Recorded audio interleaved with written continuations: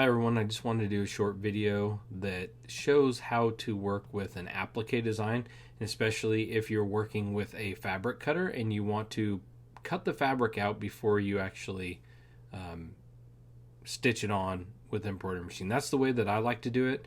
And if you have a cutter, it's a great way to do it. It's just really clean and easy.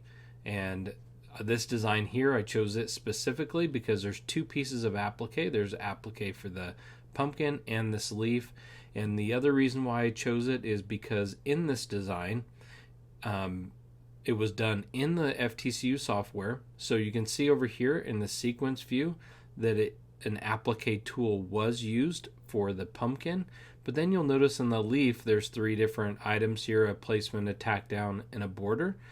And this one was done manually, so you get to see both ways. So you can work from a applique tool if it's in the FTCU software, or you can work with a design that is kind of broken up for the different parts of the applique. And the biggest and most important thing to do is to be able to find that placement stitch. The placement stitch is the first little template line that stitches out where you're going to lay the fabric on top of. And the reason you want the placement stitch and not the tack down stitch is because the tack down stitch is often indented. So if I do a little slow redraw here, you'll see what I'm talking about. So I'm going to drag this to the back, and I'm going to go, and this is your placement stitch, and you can see that it's nice and clean there. And then it's doing the tack down, but you can notice that the tack down is a little bit inside of the placement, and that is often done with applique.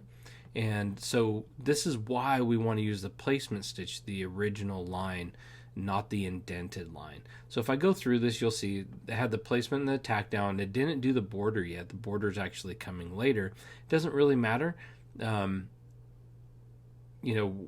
it's structured. What we care about is the placement line for each fabric piece. And you can see that now it's starting to do this leaf. So this is actually the placement stitch for the leaf. If I look over here, the dark pink, that's the object. So and then it's going to do the tack down and then the border. So if I want to cut both of these pieces out, all I have to do is come over to the sequence view and find the applique tool.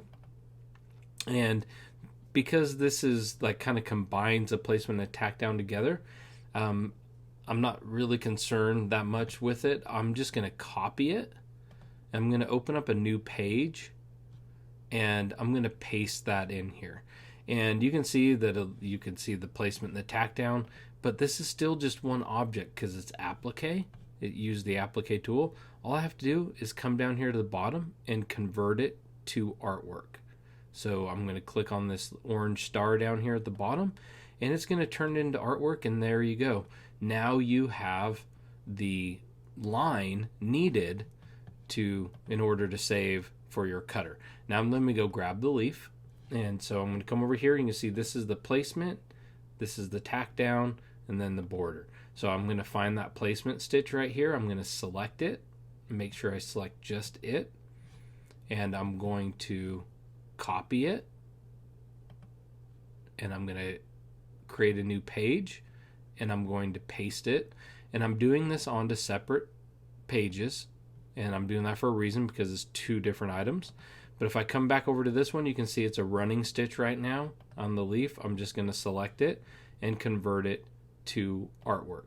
So if you're working with a file that wasn't digitized in the software, you might have to convert it. You would have to convert it to outlines first. So in opening the design, you'd want to make sure that you convert it to outlines, or you would have to right click on the entire design after it's selected and choose to convert to outlines. So now all that's left to do is to come up to each one of these and go to File, Save As, and what you're going to do is make sure you give it a name, save it where you want to save it, and then choose the format. In this case, we'd be choosing the SVG format is the most commonly used, and you can see it's right here, and you just do that for both of them. And so you have two separate files, and then you can use it for your cutter, and that's all there is to it.